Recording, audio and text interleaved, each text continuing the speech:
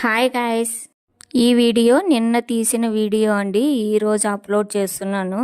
నేను నిన్న తిరుపతి నుంచి మా ఊరికైతే వచ్చానండి, పల్లెకైతే. ఆగస్టు 15th నుంచి శ్రీశక్తి పథకం కింద మహిళలందరికీ ఫ్రీ బస్ ఉంది కదండి.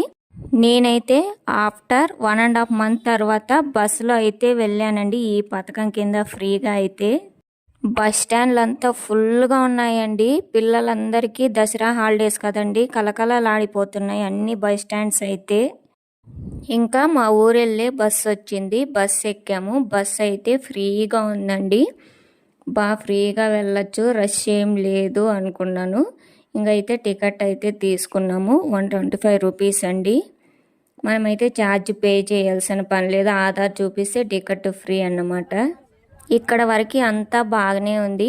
5 minutes తర్వాత అండి బస్సు మొత్తం ఫుల్ అండి. డోర్లో వరకు మొత్తం స్టాండింగే, అసలు మొత్తం ఆడవాళ్ళైతే ఈ ఫ్రీ బస్ని భలే యూజ్ చేస్తున్నారండి. అసలు మొత్తం ఆడవాళ్ళే, అసలు మగవారు ఎక్కడో ఒక చోట ఒక్కరు ఇద్దరు కనిపిస్తున్నారు అంతే పాపం. నాకైతే ఎందుకు ఎక్కారా ఈ బస్సు అసలు అనిపించింది. అలా అరుస్తున్నారండి బస్సులో అయితే ఆడవాళ్ళు. గొడవలు అయితే మామూలుగా లేవు అసలు. బస్సుని ఎంతలా యూజ్ చేస్తున్నారంటే కింద నడిచేదానికి ప్లేస్ కూడా లేకుండా అక్కడే టిఫిన్లు కూడా తెచ్చుకొని తింటున్నారండి, అంతలా యూజ్ చేస్తున్నారు ఫ్రీ బస్సుని అయితే ఆడవాళ్ళు. ఇంకొంతమంది ఆడవాళ్ళు అయితే పక్కన ఆడవాళ్ళతో మాట్లాడుతూ వాళ్ళు దిగాల్సిన ప్లేస్ కూడా మర్చిపోయి ముందుకు వచ్చేసి మళ్ళీ కండక్టర్ని అయితే గొడవ పడుతున్నారు. అట్లా ఉంటుంది మన ఆడవాళ్ళు.